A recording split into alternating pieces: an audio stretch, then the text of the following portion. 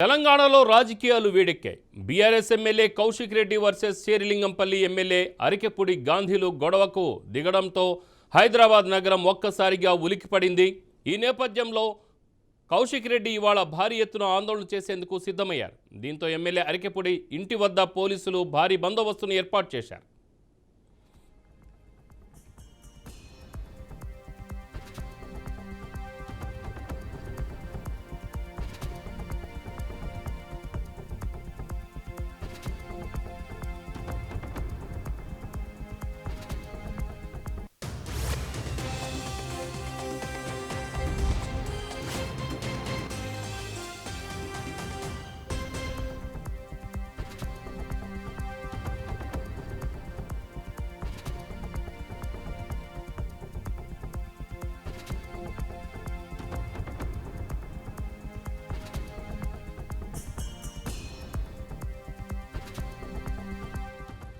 మరోవైపు పోలీసులు రాష్ట్ర వ్యాప్తంగా ఉన్న బీఆర్ఎస్ కీలక నేతలను ముందస్తుగా హౌస్ అరెస్ట్ చేస్తున్నారు.